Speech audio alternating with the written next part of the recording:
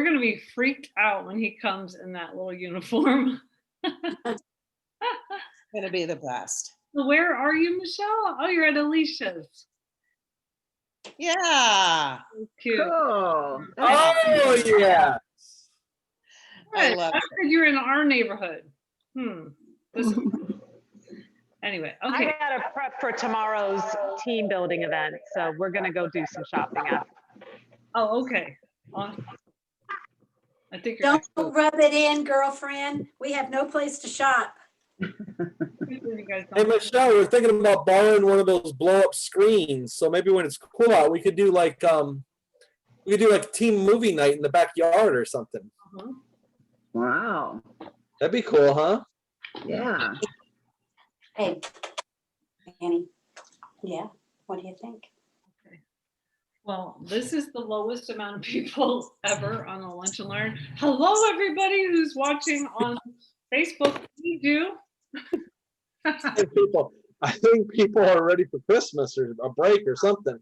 Well, it's good that we said this is going to be the last day because I know I have shopping to do. And like Michelle and Alicia, I want to help with that too. So anyway, all right. But we are super excited to have Gwen as our guest today. Gwen, our sideline buddy. We have two Gwens on here.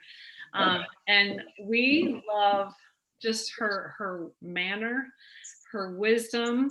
And we know there's a lot of things that she doesn't tell us. So we're hoping that we can get them out of her today. And, I know she's married to, I think, a doctor. She'll explain that probably, who recommends Juice Plus. I know that she is very diligent about getting on the Blitz and that she always has a list of people that she's sharing Juice Plus with. So I admire Gwen. She's got big goals. She actually attended the Eric Worre Go Pro and signed up right for the accelerator. Oh my gosh. So she wants it. And so Eric Worre says, you want somebody who's hungry, somebody who's teachable, willing. I think that was the third one. He added one. And she is. So we can all learn from her and maybe even get a vision as to why. She has a very full life. She has a very full family. What drives Gwen? I definitely want to hear that, Gwen. Okay, so thank goodness Stacy's here. Now we have 11 people.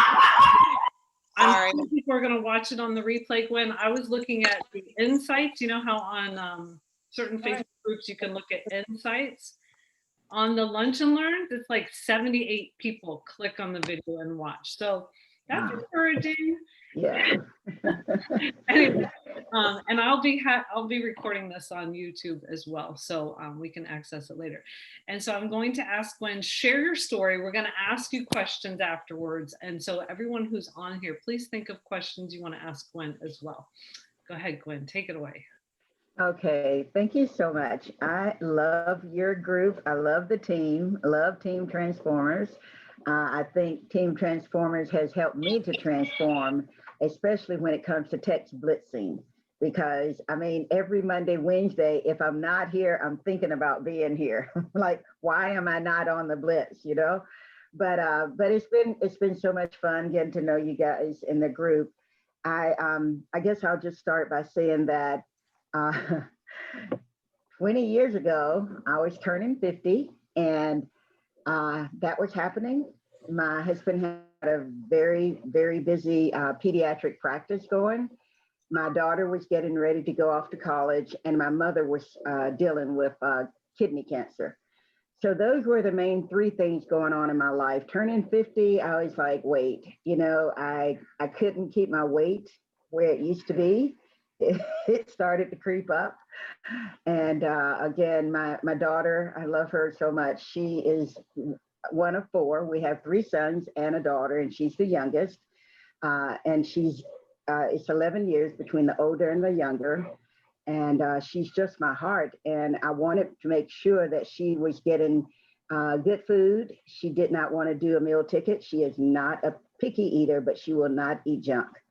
And she has the metabolism of my husband. If you've ever seen him, you wonder how he holds himself down when there's a strong wind going. So they both are very lightweights. And we learned early on in high school that when she got a little down, she stopped eating. So we were very concerned about her going off to college. And we went to a presentation. We were introduced to Juice Plus by another medical professional. A friend invited us to go out and hear him talk. And he spoke about fruits and veggies in a capsule. And it was a no-brainer because we had been juicing for several, probably at least a year, trying to get her ready. I mean, we did everything. Talk about getting your children ready to go off to school. To go off to school. We signed her up for safety lessons, taking Taekwondo. We did it with her. You know, she's the youngest of four, and she's our only daughter. So we were really working hard to get her ready. But going back to getting introduced to Juice Plus, it was one of the most, looking back, I can't tell you, and I don't want to get emotional right now. I've got so many things I could get emotional about. But my husband and I, we really worked hard. I mean, both of us came from families that didn't have people that went on to postgraduate school, and we both had in medical school, it was very, very tough. He was one of the third class of African Americans to go to the school he went to, and it was a very tough time. We had school loans like crazy, and we were told that if we went to a town that needed a pediatrician, we could pay back all those school loans, and we were so excited. And I think it was about 12 places on the list in Georgia, and every place we went needed a pediatrician desperately. But when we showed up, they did not need us. It was amazing how they alienated us as just visiting to see if it was a place that my husband could set up practice. So that happened. So we ended up spending 25 years paying off our school loans. Getting back to Juice Plus again, my mom had kidney cancer, and she literally lost a kidney in 2003 to cancer. And I started our whole family on Juice Plus. My daughter took it off to college. My mother started taking it. My mother eventually had 3 bouts of 3 different types of cancer, and she lived to 92. She passed away last April, and she had the best 20 years of her life. I could never pay for what not only Juice Plus, but learning about nutrition, helping my mom to understand the value of exercise and drinking water at her age. And she was ready. She had been a smoker for 60 years, and she was totally ready to change her life. And so that was incredible for us.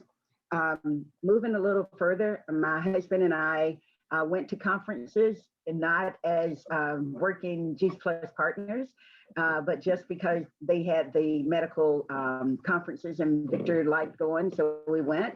And at one of the conferences, Dr. Rick DeVoy walked up to us and asked us what we thought about Juice Plus. And my husband and I, we were all about Juice Plus. And he said, so how do your patients do with it?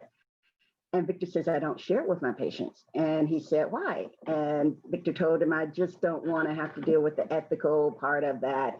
And Dr. Rick, in his own way, said, you know what, Dr. Payton, I think it would be unethical if you didn't share it. You just told me that it does great for you, that you and your wife, your family, your mother-in-law have done just incredible with their health. And that's just what I would think. I would think it's unethical if you don't. So we were at Nashville. We got in the car, packed up the car, and on the way, Victor said, go ahead, sign us up, do whatever we need to do. And that was in 2006. So at that time, again, he's a solo practitioner. I'm his comptroller, his nurse, his med tech, I'm everything. And so we didn't really have time to build a business, but we did continue to get customers. I probably am I'll be the only NMD that started her business for the first 15 years with over 200 customers, almost 200 customers, and not one partner. But anyway, moving a little further, from 2006, 2008, we sold our practice to the hospital, and that was great. It was a benefit to me. I didn't have to work, but I'm an artist also. So here I go again, trying to figure out, do I do Juice Plus or do I paint? What do I do? So I vacillated for almost 3 years.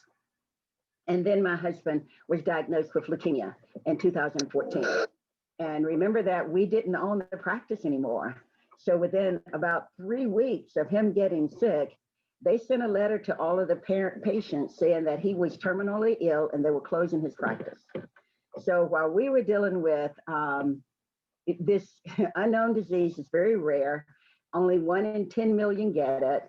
And to date, as far as we know, on a national registry, Victor has lived longer than anyone else with this condition. He's just past 6 years having a bone marrow transplant.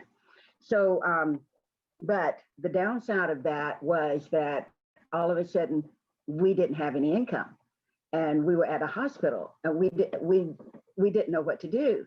And I was sitting up there looking at our bank statement, and I saw the Juice Plus check come in and go to our savings, and I was like, wait, hold on, I can just redirect this check into the checking account, you know. We don't do savings anymore, you know. And so for almost 8 or 9 months, we didn't even have a chance to do anything with him preparing for a bone marrow transplant.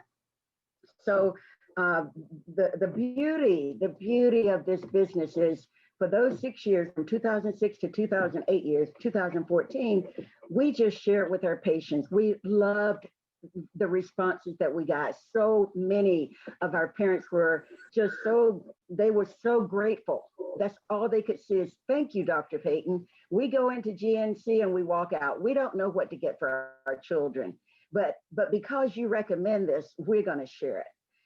We're going to take it. And we still have patients that have taken Juice Plus for all these years, parents. The parents are still taking it, and the children are too.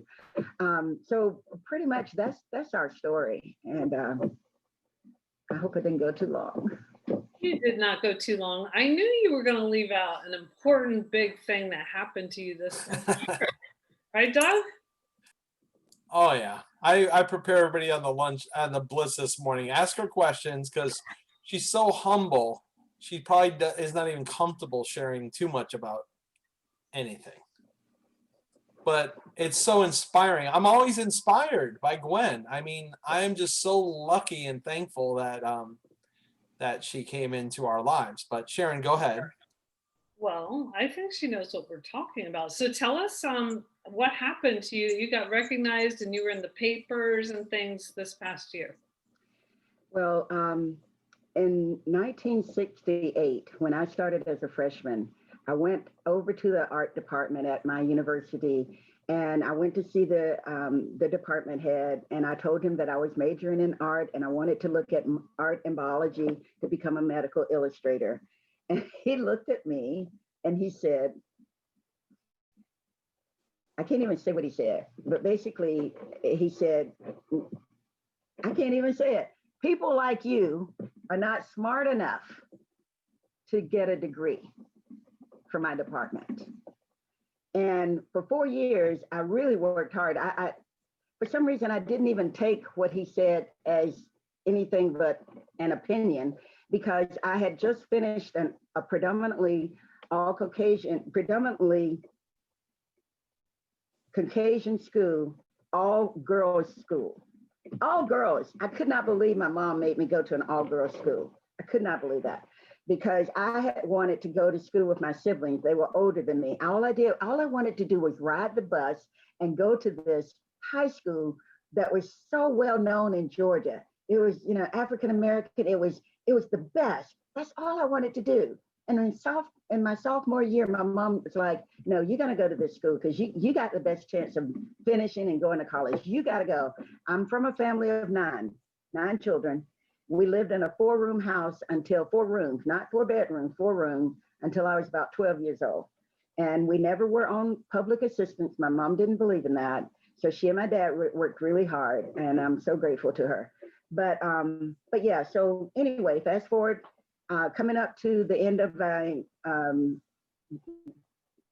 getting ready to look at graduation from that undergraduate school, I ran to the building to see if my name was on the major list, and it wasn't. Like, wait, what happened, you know? And it was a lot of things happened, but basically I was kept from getting a degree, even though I had taken all the courses. I had taken more than enough courses to get my degree. The professor told me that I would not be able to put my work in, my artwork into the senior exhibit because it was too controversial. And at the time, I just learned this year that he probably lied to the board that looks over who's graduating. And he probably told them that I did not want to put my work in the degree because he told me that I didn't have enough courses, that the one course that he was teaching in the spring, I had to have it to graduate. Well, I was pregnant with my oldest son. My husband and I had gotten married the year before. So I was pregnant with my oldest son. So I was going to miss that spring quarter. I didn't need it because I'd already finished all the requirements.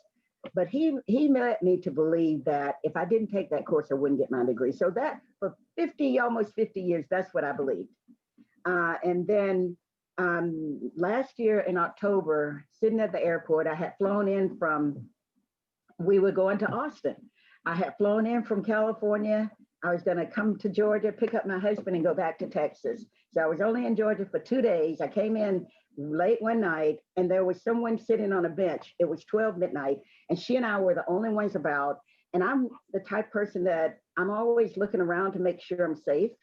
And I thought, I'll move over to her bench. We'll look like we're together. I'll talk to her. So I started a conversation. It turns out that she was a distinguished fellow in history at the university that I had not gotten my art degree. I did get a degree. I majored in biology also. So I did graduate. I did get a degree.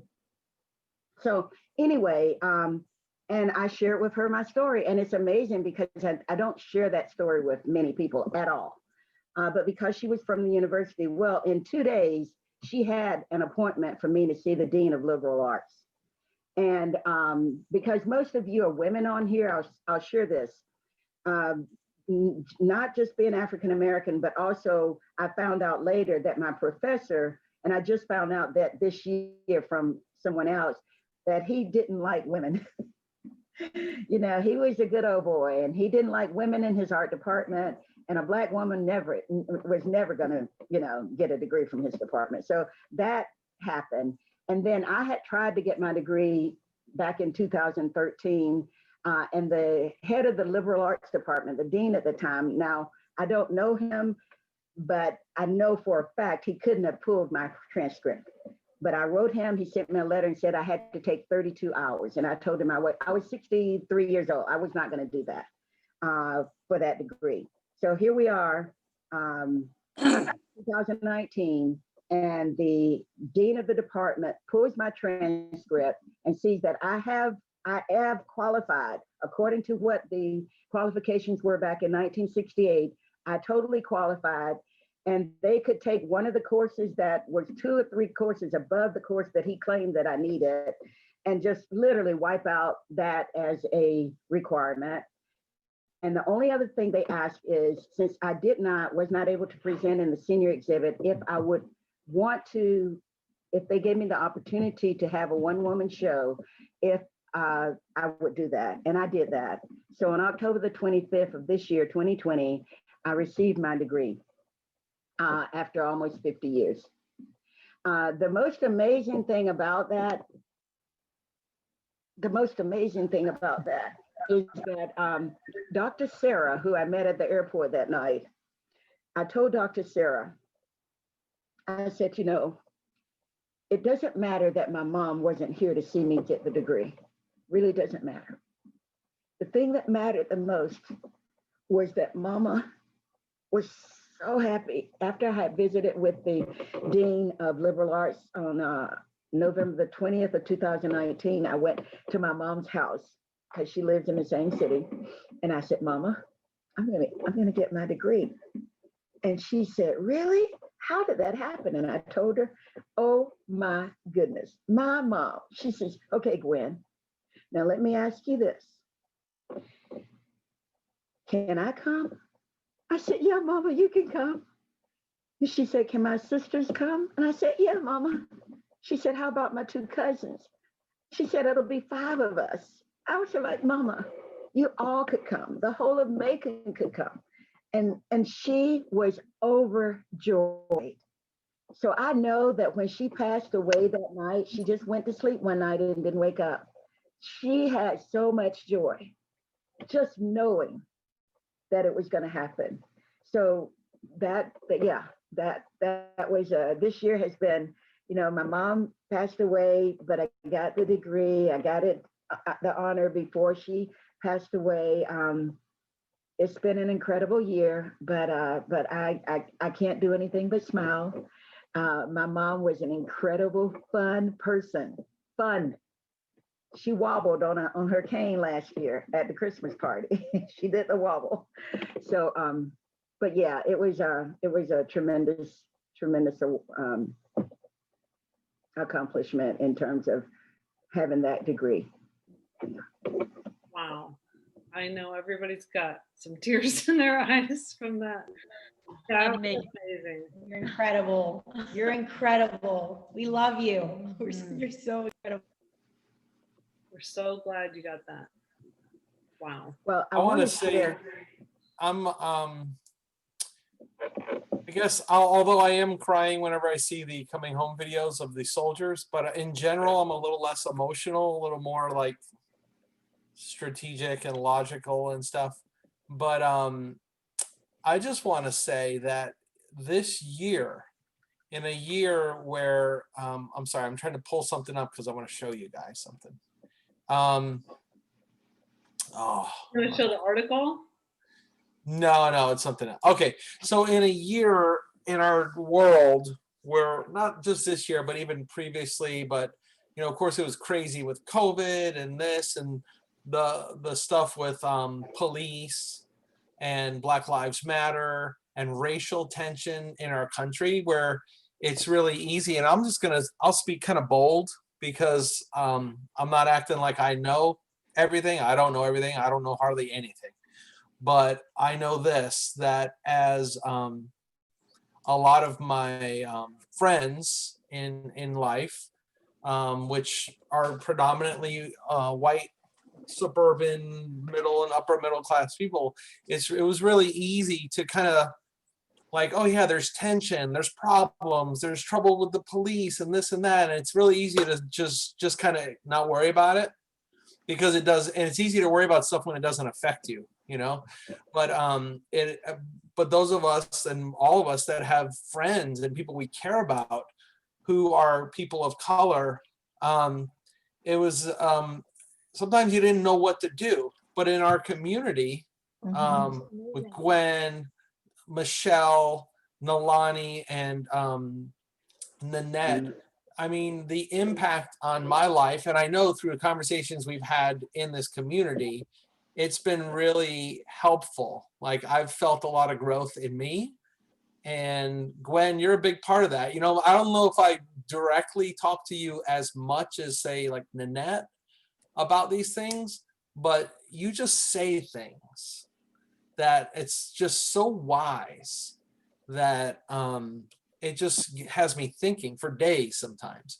And you recommend books and things like that. With Nanette gave me a list. Nanette gave me a whole reading list. And hopefully I'm a little less clueless in life now. But one of the things that I found on the list that Nanette gave me was a book called White Fragility. That was really helpful. But I just got another one recently. I haven't started it yet that Gwen recommended. I'm looking for it in here. There's so many books. Was it oh gosh, I can't find it. Gwen, didn't you recommend a book? Yeah, it was White Awake by Daniel Hill. Quite Awake? White Awake by Daniel Hill. Yeah. I don't see where I have it. It's in here somewhere. I have so many books. I mean, it's so good. Other ones from the list that Nanette gave me, in case you guys are watching this recording, Between the World and Me by Ta-Nehisi Coates. Another one I listened to. It's hard to, I have so much stuff on my Audible. I can't find it. It's on the live stream in the comments. Oh, yeah, that's true. Doug, Anyway, what was the one Nanette recommended? What did you say it was? White Fragility. Well, I would not say that Nanette necessarily recommended white fragility. Well, it was on the list from the resources that Nanette pointed me to. Oh, I see. Which I'll point you to the same resources and let God lead you to the book you need. So But, I like that because I want something that I can share with the kids, because I think that that's, I think that that's even almost more important sometimes, because they fall into their peer pressure with what other kids think. And I struggle with that sometimes. yeah, So for yeah, I would sure. love that list. All right, I'm pulling it up now, and I'll put it in the chat in here. But yeah, I wanted to thank you, Gwen, and just everybody on the team. It's been a great year. I don't know that this is our last lunch and learn. We might squeeze some stuff in after Christmas before the new year, but I'm just really thankful in a year that's been crazy, in an election year that's been, I mean, is it over? Oh gosh, it's not over. No, it's not over. Oh Not gosh. over. No.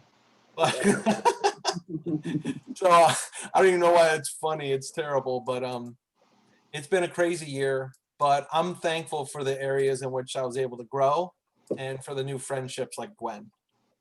So Doug, Karen, go may I ahead. speak for a second? Yeah. So Gwen, when I was 21, my husband was transferred to Valdosta, Georgia. And I had, even though my childhood was not happy, I lived a very sheltered life. And when I went to Valdosta, Georgia, that was my first time in my entire life that I had experienced racism. And it was shocking to me. It was absolutely shocking.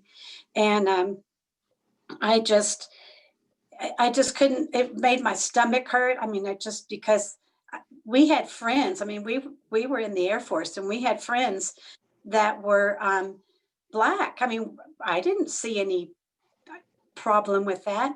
And then when I could finally, fast forward many years later, when I was in my 30s, I got my degree to teach. I've never taught in a school that had more than one or two white children in the whole school, ever. So, you can't look at people that way. It's just not possible. And, even when I went to Korea to teach, all of my students were Korean. When I went to teach out on the reservation here on the Navajo reservation, all of my children were Navajo. I mean, it's so much fun to get to learn those different ways of thinking and doing things. And I just recruited Desi Lancaster. I don't know if y'all saw that or not, but she was my best friend in Houston. She has her PhD, and she was my mentor when I started teaching at Hancock Elementary. And most of the children there were Black. So, and Desi's Black. And in fact, Desi and I just talked this morning. So I am, it made you a better person. For some reason, it's just, I think God gives us those things. And I'm so proud to know you. Thank you. It's awesome. And I will challenge, and I'll give you one more challenge for everybody, that's especially on the stream on Facebook, because a lot of us have a similar story. And I know Darby means that, what she said, from her bottom of her heart. But there's another level that I think we have a responsibility, if we really love people and really want to try to make a difference.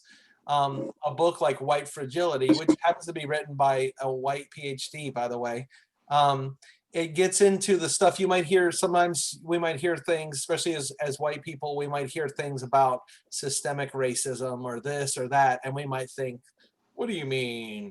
Okay, if that even enters your mind this much, read White Fragility, and you'll understand a little bit better. Because it's subconscious. It's not just like there's a system and there's a problem. It's in us. It's even in Gwen and Michelle. And I mean, we can't escape it. It is part of, I mean, it's a big thing, and it's always been there, whether it was Germans and Jews. If you go all the way back to the Bible, I mean, it's part of the evil of this world. We'll always find reasons to dislike other people. And this is something that's been just impossible in human history to escape. So it's part of the psyche, so as we try to get better, we have to educate ourselves. So One of the Right. things that I like to share, Doug, and I appreciate what Darby said, because it's not about individual people's hearts. I mean, we know that people have, I mean, even within your family, you have different hearts and different takes and different perspectives. And that's, you know, you have a right to that. Okay. What I found was that when I thought about the professor, he was about 68 years old. He was very famous sculptor. He did the sculpture of John Wesley that's in one of the squares in Savannah. It's like over 9 feet tall or something. Very, very famous guy. But when I was his student, he was 68. That means he was born in 1900. He was not that far removed from being brought up in from his heritage was probably from slavery on the other side of the fence from me, you know. So what made the difference, what has made the difference and will always make a difference with me is that I see people as given a different situation, a different certain circumstance, you can decide to make a wrong move. Anybody can. My children, anybody can. And it's like, what am I going to do with that person when they make that wrong move? How am I going to see them? Am I going to, see them as myself as better? Or am I going to look at where they are and who they are and let them be who they are?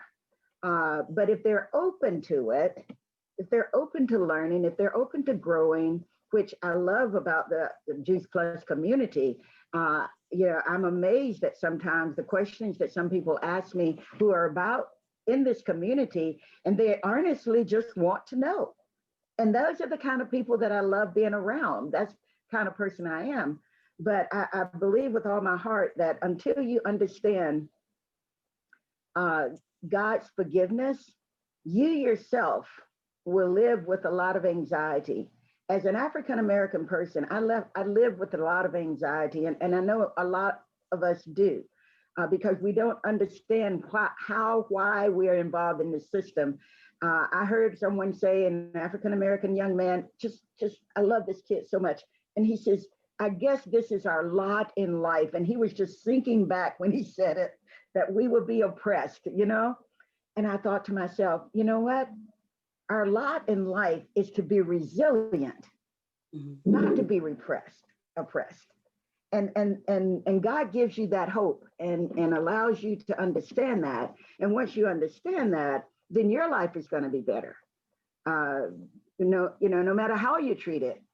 I have a son who's real fair skin and blue eyes, and he's at the top of his career. He's head of a neonatology unit out in Los Angeles. All my sons have done well, but because of the color of their skin, they've had to do it in a different way. They've had to walk a different road. And each one of them hate that, but that's the way society has set it up. So that's what we have to deal with, and I'm thankful. I'm thankful that my darkest skinned child didn't think because of his dark skin, he couldn't be an engineer, which is what he is. That's my own hope when I came out of this, was to make sure that my children knew that they could be whoever and do whatever they would want to do. And that's what I would encourage most parents to do. What we all want for our kids. Wow. When I was listening to your story, all I kept hearing was resilience. I mean, so I love it that you mentioned that, because I think resilience is big for us in this business, especially, that we're all going to get knocked down here and there by our relatives or our friends or whatever.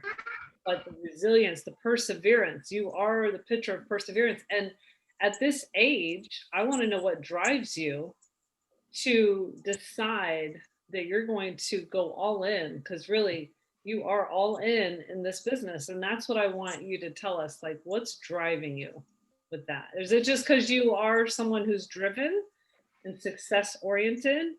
What is it that's driving you? I don't see myself as success oriented as my husband is. And I think he I wish I invited him to come up, but he was resting. He went out early this morning at 7. He goes out and roams around early because he has leukemia and he doesn't want to be around people. So he'll go out to the tennis court before the tennis players come out. He goes out. He was at Home Depot early. So when I went down, he was resting. But what I've seen from him and my mother, those are the two people that helped me to know that I need to keep doing what I do. And I want to leave a legacy. I want my kids, my grandkids, to be able to see, that yeah, grandpa and grandma, they had this business, and they did it that way. But there's another way. I want them to see us successful in this, and I want to be able to give back more than anything. My mother was such a giver, and I want to be able to do in her name things that I know she wanted to do that she couldn't do. And so, and then, I mean, what the heck? Look at me. I'm 70 years old. What am I going to do for the next 33 years? Victor and I have decided to live to 103. So, I mean, if I don't do this, what do I do? I love it. But he's the one that when I look back at how he plowed through medical school, every wall that came up against him. And the thing about walls and mountains and things that come up, if you keep going, you got to get there. You got to get there. My husband had the most horrific thing happen. He had an emergency room patient who the nurse wrote in the notes that the patient didn't want to be treated by an African-American doctor. He sued us. 3 years after my husband started his practice, he sued us for millions of dollars. We went to court over 7 days. My husband sat there before 12 people. It was the most, oh my gosh, it was the most, I don't even know the word for it.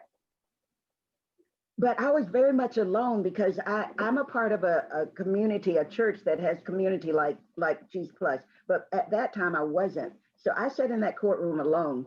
But to see him go through and fight, because I wanted him to settle. It was the worst time that everything I ever said to my husband was for him to settle out of court.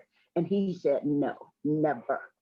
He said, I am not guilty. I'm not settling. I want 12 people, peers. I don't care who they are. They're going to have to find me guilty. And 12 people found him innocent. But for him to go through that and fight because he knew who he was and he was not going to let someone tell him who he was. Those are the things that we have that help me to know, what else do I do but keep going and keep trying to make sure that my kids and my grandkids see me for who I want them to see me to be. And I think who God has created me to be, ultimately. That's beautiful. Awesome. Does anybody have any questions for Gwen or comments? By all means. Well, I want to say. Go ahead. Go ahead.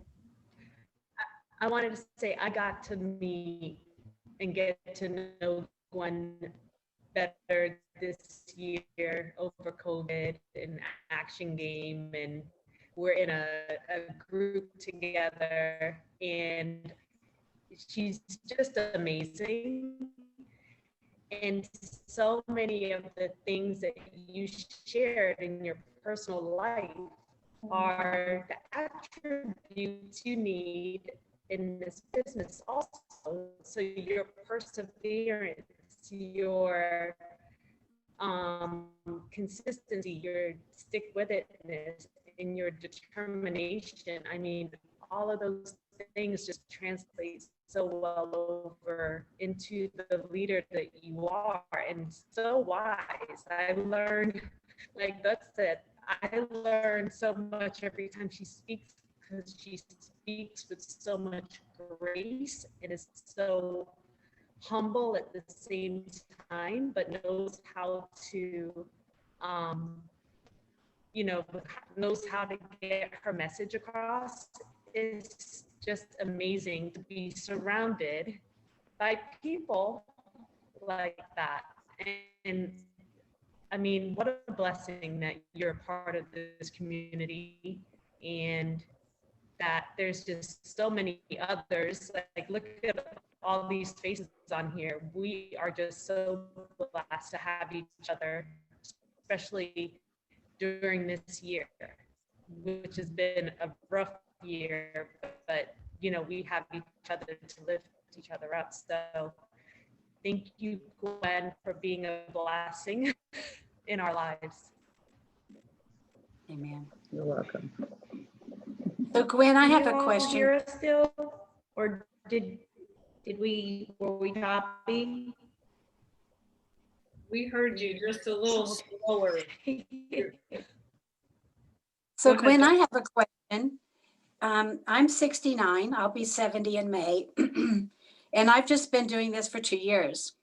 So what is where are you as far as getting to becoming a national?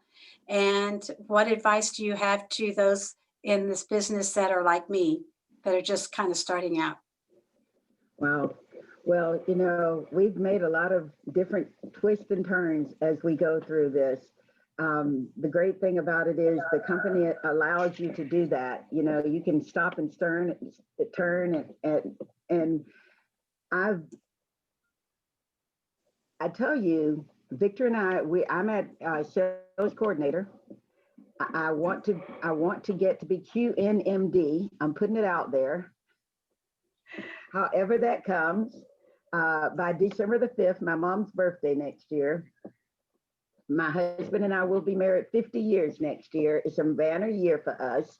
So I want to show my mom that this is who I am.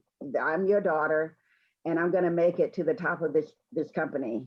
But what I would suggest is something that I'm starting to do now, is to learn how to have a system to onboard people, to bring people in and get them started with just 2 or 3 things. They talked about that at the GoPro conference, and just being teachable. Being teachable is hard. Everybody says I'm teachable, but you know, I see myself doing the same thing over and over and over again. and then I have to say, wait, am I really teachable in that area? Have I really learned? Have I practiced? And I think that, you know, you've got incredible leaders with Sharon and Doug. So follow their lead. But what I'm learning is that I need to have a system. And I think Eric Worre said this. He said, you need to be able to say to the partner, hey, when you get a partner, I mean, you need to model, like for your new partner, Debbie, you need to model what you want her to model to her new partner, and make it very simple to do that. I'm not sure where I am in terms of why I have almost 100 customers, but no partners. I'm getting with Eric Worre in a month to see why that is. I know I have a lot to give. I just got to figure out how to build team. And I think I'm in a trench where, you know, I didn't understand how to build teams, so I just had customers, and that's great. I had a good enough check coming from that, you know, before my husband got sick. But now I need team. I need to know how to build. So I think that for me, it's coming at just the right time. And one thing that my mom taught me in her death, I had not seen her from the day December 5th, 2019 till April like 30th. And she was in her casket when I saw her. And I walked up to that casket and I said, Mama, I'm sorry I didn't come. And she stopped me. She stopped me. I was going to say, Mom, I'm sorry I didn't come to see you. And she stopped me. She said, Gwen, I'm good. I'm good, Gwen. And from that point on to this day, I have not been able to say I regret or I have regrets. when something has happened, it hasn't come to me to have a regret. It's come to me, okay, what do I do now? And I'm so thankful. I've been with this company almost 20 years, but I've learned so much. I'm a different person. I'm not worried about the time that's passed. I'm only worried about I'm going forward, moving forward. There we go. Love it. Oh my goodness. So much wisdom. This is why we invited Gwen. So I'm always impressed that you're always working the business. Like you've got a list, but also just to kind of give something I heard the other day, Gwen, I think people have not heard you or they would be on your team.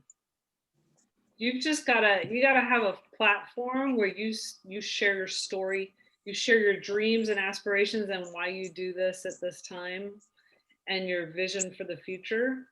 On one of our Join the Club, the last international Zoom, the guy said, if you share about the product all the time, you're going to always get customers. If you share about the business, you're going to get team. But if you share your dreams, you're going to explode. So I think you have a lot of dreams and a lot you want. You got to put it out there for other people to hear. And also we've heard, that when you share a story, you share the pain first and then the purpose. And I mean, she's got that down. So we could all work on our stories in that regard, right? Yeah. So anyway, it's been a real blessing to have you. Anybody else have any questions for Gwen or any comments? It's been awesome. Well, thank you for what you just said. That was awesome. That makes sense. It makes sense because I know that I feel like I want to understand how to impress upon people the importance, and I'm trying to grasp that. Victor and I are very comfortable. I mean, we don't have to do this business actually. Yeah. And that can hold you back in a big way, But what I've seen lately is because of my mom, because of some charities that I can't give. We're comfortable, but I can't give. And that's just thrown me. It's like there's so much need out there. And so, yeah, I appreciate what you said. That was really right on. And I like what you said. We're comfortable, but we want to give, and that brings you joy to give and it will help other people. So there's that. And then like I loved many years ago, and you guys have heard me say this, that somebody said we need to come up with our own mission statement. So my mission statement for the product or for when I do presentations about food is because this is really where I was at. I wanted everybody to hear the truth about food and then they could make their decisions from there. But I wanted them to understand that like lining up for fast food, that's not necessarily food. Processed packaged food, that's not necessarily food. Like what is food that actually helps you? And that's the fruits and vegetables and all that comes with. But anyway, my mission was for people to know the truth about food. Okay. The second mission though, which I'm super passionate about, is to help other mommies be able to stay home with their kids, but not just stay home with their kids, but help contribute a significant income. Because sometimes people are staying home with their kids, but they're living very tight, and I believe they could have their cake and eat it too. So my mission is to help other mommies. So if you just turn around whatever you're thinking of and make that your mission, and then that's something you just grab hold of and you say it to people, then they're gonna maybe want to get on board, if it's a mission that they can get behind. Yeah. And that's what I said to Michelle in the parking lot that day. My mission is to help other mommies be able to stay home with their kids and contribute a significant income to the family. She's like, really? So you directly met Michelle? Yeah. Awesome. And we had other conversations, but that was kind of what caught her ear, because she was currently staying home and she needed to contribute significant income. But for you, it might, I don't know, you got to figure that out, but just throw it around, throw around your mission. Yeah. What you're all about is what it is. Yeah. So figure out what you're all about, each of us, and go out and share that. Nobody's ever gonna say Yeah. anything bad about you sharing what you're all about. Yeah. Yeah. Well, I just met well, I haven't met them, but with getting my art degree, there were over 900 people, African Americans, that are professionals in the alumni group of my old university. And I thought, and I know that most of them, honestly, most of them don't, I shouldn't, I don't, most people don't have enough to give what they would like to give. That's true. Most people don't have as much as they would like to give to whatever they would like to give to. And I can see something like that with that group of people, just really being able to share a little bit more about that. Well, so maybe you want to invest in the younger generation, and Yeah. have them have, a life. Yeah. Well, I tend to gravitate towards younger people, especially people my kids' age, because none of our kids live near us. So I'm always, my daughter says, Mom, remember, I'm your only daughter, because I'll adopt her, someone about her age. Remember, I'm your only daughter. Who is that you're talking about now, So. That's funny. And Charlene wrote something in the comments. I don't know if you saw that, but she's a fellow art teacher from New York. Oh, no, I didn't see. I'm sorry. I haven't been reading the. So it says, Oh, major art school in North. there you go. Wow. Oh, wow. Wow. Charlene, Awesome. what year were you told your artwork was too ethnic? I'm curious. Oh, you're muted right now.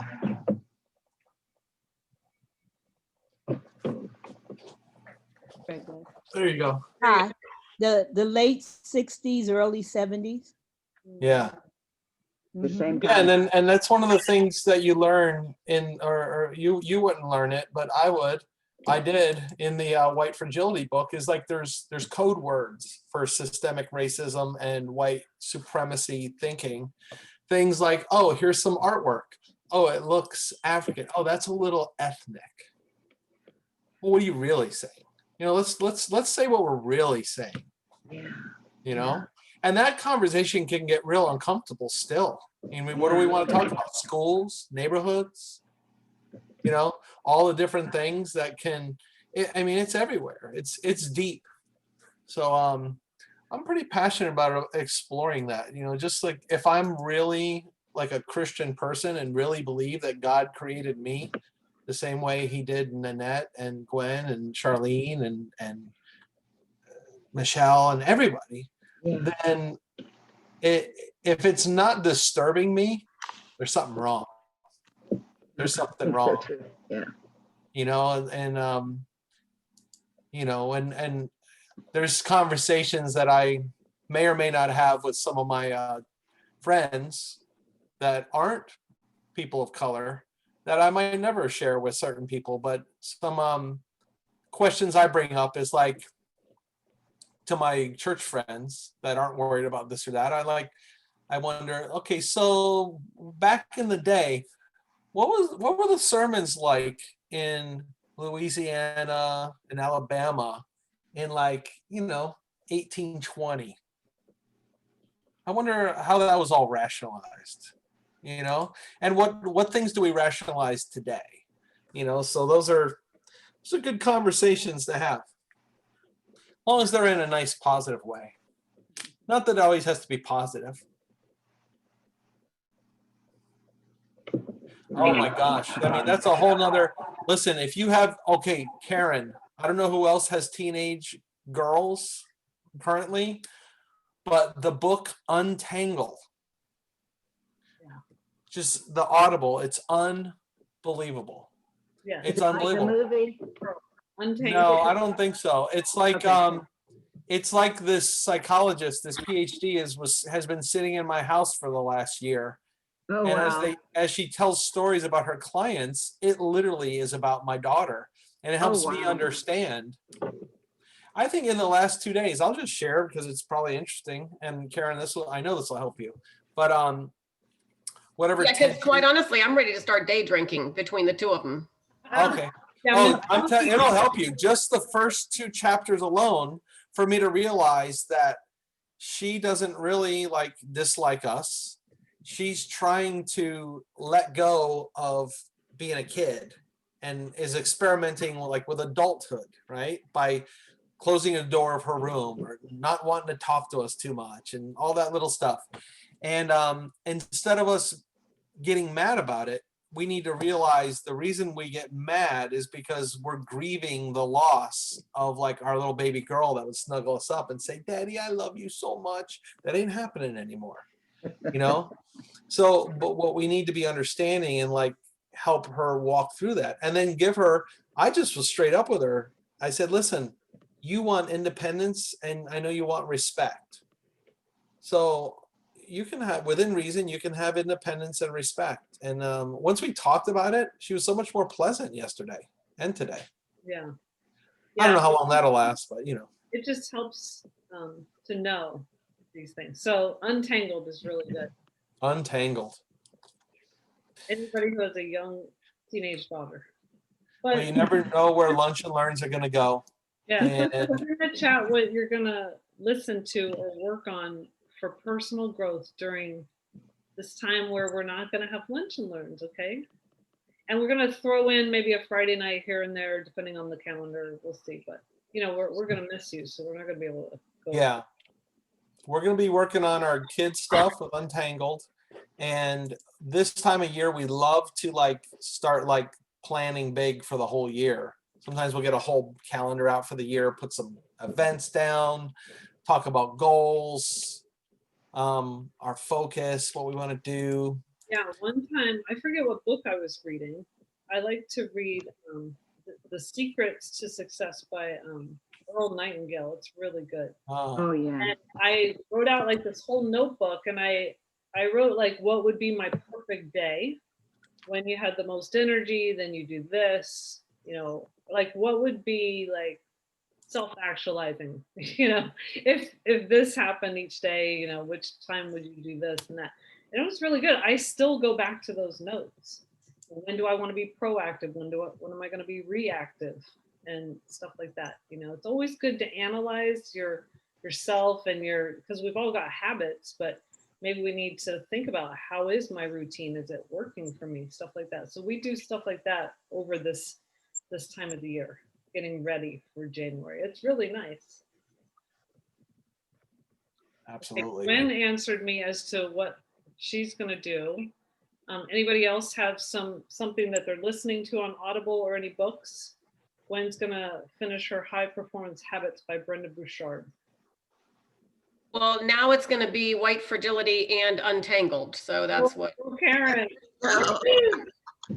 Well, both of those are good. Trust me. Mhm. Really good. Oh my gosh, you're going to get your world rocked. Yeah. And it's You better get some wine or something because And you know, if you guys, I know that you have people in your team, but I am very open to talking about this in terms of the, you know, White Fragility. I've read that book. I'm a facilitator for a group that is helping to dig deeper into this situation. I've read several books on it, and right now I'm reading All the King's Men and A Crown That Will Last by Michael Burns. But sometimes I know in our congregation, I've had some of my Caucasian sisters and brothers to say, I don't know what to do. What do I do with this? You know, how do I deal with this thought? I had a 20-year-old kid, and he was just so sweet. And I told him, I said, listen, the first thing you got to do is not feel in any way guilty or shameful for anything that you read about that has happened, because you are not responsible. And so you can get those feelings, and then those feelings can keep you from doing anything else. So just know that I'm available. I'm going through this myself. Although, you know, most African Americans are aware that there are two histories to the United States, most Caucasians are not. So, You know, if you want to get your mind blown even more, I'm also listening. I listened to this book. It's called A Young People's History of the United States. Oh my gosh. It gives you a little different perspective. You know, and also on Netflix, a real easy one is what is it called? The 13th. It's about the 13th Amendment and how that affected things. And once voting is allowed, how they put certain things in place to still kind of control things, not kind of, but to control things. I mean, it's crazy.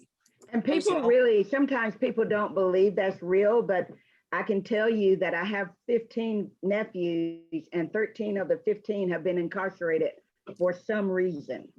And that the statistic shows that something's terribly wrong with that. Right. Something's terribly wrong when my 48-year-old son is stopped and the first thing someone says to police says to him is, whose car is that you're driving? He's 48 years old.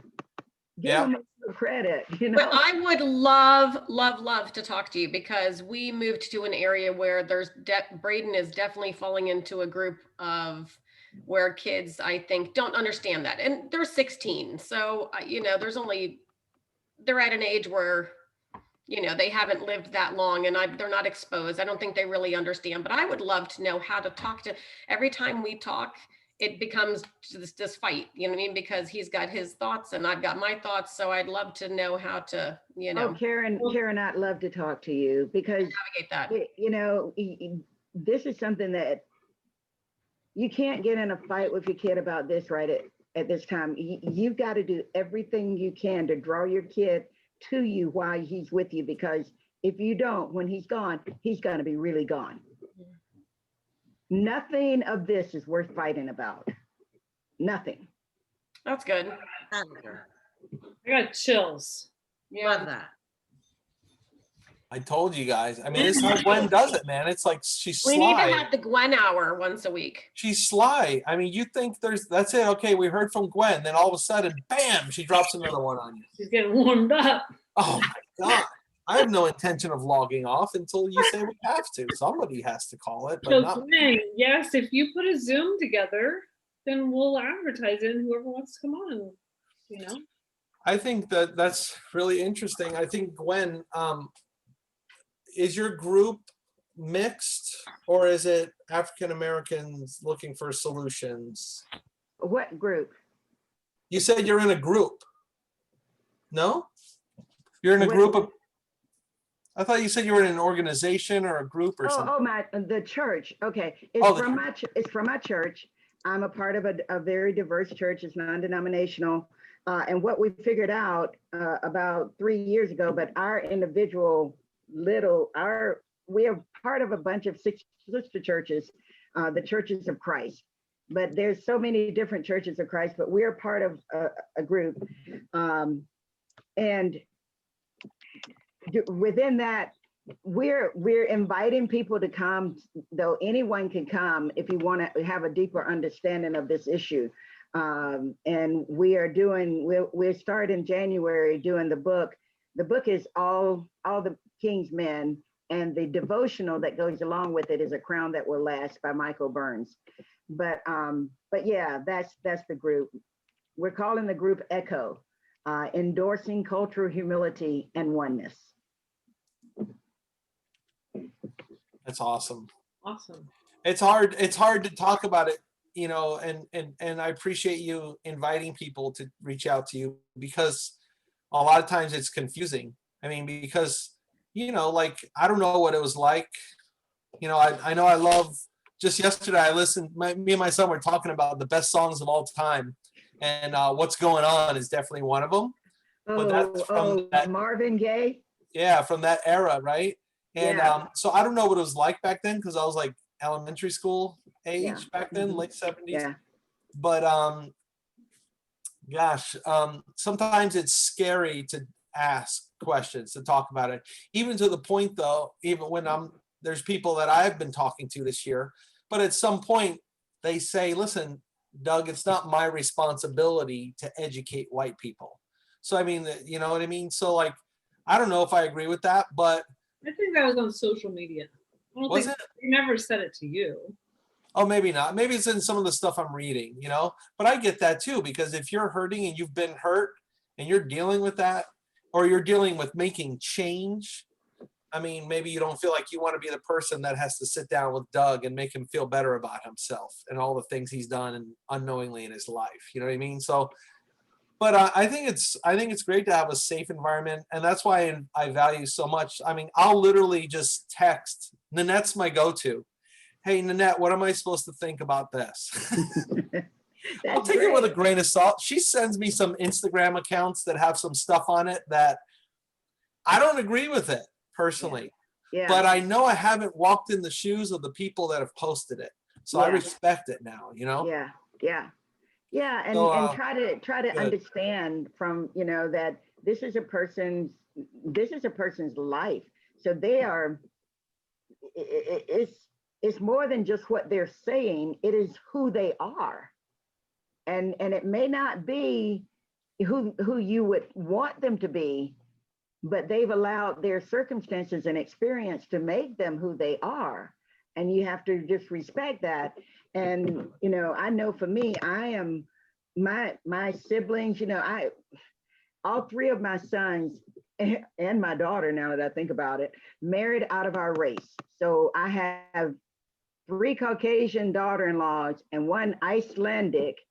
When I told my mom my daughter was dating an Icelandic, my mom was like, she only had a 7th grade education, but she was like, wait, that's up there where Greenland and Iceland. She says, there's no Black people up there.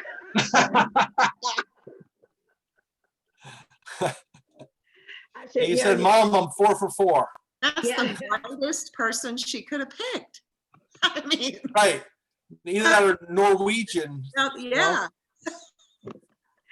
But you know, the thing is, you know, I know within my heart that every one of these people that my children chose, they chose because they loved them.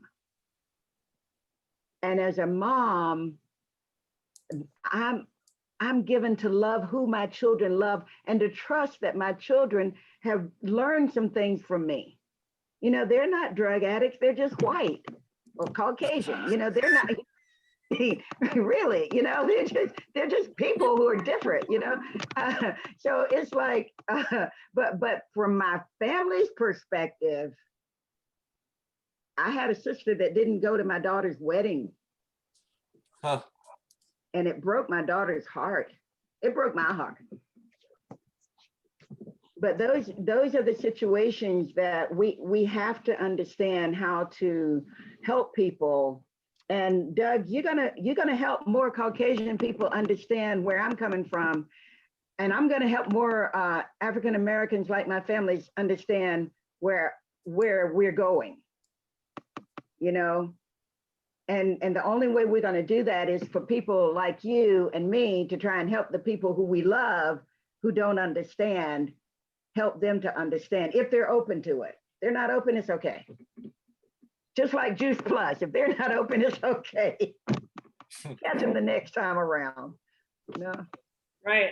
I love the way you, and this is a little different subject, but I love the way you said you love the wives or husband because they love your child, or because, because they love your child and because your child loved them.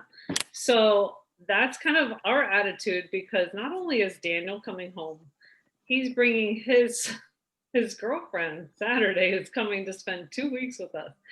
And she's like, yeah, she's feeling nervous. And I'm like, listen, we're good. We're good because you love him. We love you. And so I'm trying to make her feel. You just need to tell her she just needs to like the chocolate shake and she's in. Right. Just, you know, fall in line. If she isn't, listen, if she isn't at least partner plus, a rep and partner plus by the time she leaves, she's done in this family. Good to go. We can't have no riffraff around here. It looks like she likes yoga. And she's Emma, you got competition now. Emma's got competition for inheriting the kingdom here. Oh, wow. She goes, yeah, right. all right, guys. We have spent way longer than we Listen, thought. So- Gwen, you have met and exceeded my expectations again. Again. Always. And for Laura. Between So you cute. and Nalani, it's mind-blowing the amount of wisdom we get. People that don't come to lunch and learns, I mean, you can't, I know it's not like an agenda where it's like, you know, when the best stuff in the world is going to happen, but it's slowly, I wouldn't give up any lunch and learn this whole year because it's been really good. Yeah. We appreciate Gwen, you may have saved the lunch and learns as we know it. I mean, because when we hit 10, I have the 20 rule. Once we get below 20, Sharon and I got to have the talk. Do we really want to do these things? Do people really care? Well, I know that you guys care, but you give me hope. Watching on Facebook. Maybe so. Are you on Facebook? Make sure you comment. But I have some ideas we're talking about for lunch and learns in the new year. A little bit of worry in the lunch and learns could be a nice thing. Absolutely. I'll leave you hanging with that. For sure. You guys are awesome. Worry ticket. Oh yeah, order your worry tickets. I dare you. Did you see they just shared they're gonna sell the recordings of this year's for $97? I bought it. Of this year on recording. I got it. Okay, that a girl. Good. And I wonder who in here is doing the accelerator. I know Gwen is. Gwendolyn is. Anybody else? Who did we see yesterday is doing it? Oh, Denise Romney's in it. Guy DeBeau turns out is in it. Nalani's doing it. Can somebody give me a little bit more detail of what that entails? I think it's mostly about accountability. Less, I mean, I'm sure you're going to learn stuff, but it's more like program. Yeah, it's what? 12-month program. So it's 12 months of them being on your butt. It's So two you different got to do programs. your work. I'm sorry. There are two different programs, you know. There's two different ones. Well, One that's is what I called saw. I saw two different ones and I didn't know which one you guys are talking about, but it seems like one is for like people who are already like at the top or something of their. That's like a full accelerator program. That one's $1,000 a month. or it was $11,000 to buy it that weekend. And then the other one is the I don't know what they're calling it, but it's just the mini boot camp thing. So you get January and February. So you'll get what is January, Gwen? Personal development or something? Yeah. Presentation. Yeah, and then, which is a great one. And then February was another good one, maybe with Pat Quinn. Yeah, you've got Pat Quinn. Les Brown is going to be teaching you about telling your story. Okay. Presenting. And Pat Quinn is going to be teaching about your story. And then that was the other mini boot camp thing or accelerator program they were offering. So how much was that, Gwen? That was if you paid in full, it was right at 3,000. If you didn't, if you paid overtime, it was 4,000. Yeah. Actually, it was 5,000 and then it was 4,000 if you paid in full. They kept advertising it as $29.95, but that's if you make the first installment. Because I actually clicked on all the tabs. I was really thinking about doing it, and then I was like, it's 4,000. I thought it was 3,000, and yeah. So I'm surprisingly, so yeah, it's 5,000 if you pay in their installments, or $39.95 or whatever it is if you pay in full. So, but I was think it's $29.98 paying in full. That's what it said on there, was $29.98 to pay in full that weekend, but I didn't click through. I don't know. Yeah, if you make the first installment, $9.95. Yeah, that's because I was really thinking about it. Yeah. Remember though, I want to encourage you guys with this. If you were to take that program and have success in your business this year, it's still you. It's all about you, and you you have all the information you need right now. Yep. You go all the way as far as you want in this business. It's just a matter of, do you value that accountability and personal coaching that much? Where, I mean, if you're like sweating when you hear the numbers of the price, like me and Sharon are, then we just don't do it. And it's okay. It's I not feel like all we need to do is an action game every month. we That keeps could. us accountable. You're right. We do need, Or get on the blitz every Monday, Wednesday, Friday, and make yourself accountable. You're totally right. and we're You gonna know what I, have more Eric Worre, just like Doug said, we're gonna infuse. Yeah. more. well, I mean, you know, Or you infuse it. the other thing you got to remember, whatever you guys learned, and I tried to tell everybody this, and I'll say it again, just be careful. Whatever you learned and you're implementing, you know, take care, as the Bible would say, take care of the plank in your own eye before the speck in the other people's eyes. Like, you don't need to go rolling out the new plan for your team, because this is what's going to get us there. It's like, you shouldn't even expect, like, I want to get, like, I get a $20,000 title reward at my next title. Karen, I'm not expecting you to get me there at all, because Karen's doing her thing. Karen's doing Karen. If I want to get that, I need to go get some people. So, I mean, it's all on me, you know, Yeah. so just remember that, you know, apply what you've learned, you know, you do the work. We can do this. Accountability is great. I think action games are great too. I'm hoping we get more of a, and I think there's a shift. You know, there's GoPro more in our culture. Even the thing I did with Denise Romney last night, as we continue to do business presentations,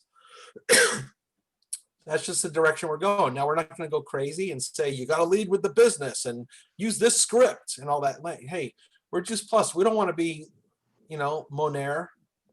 We don't want to do that.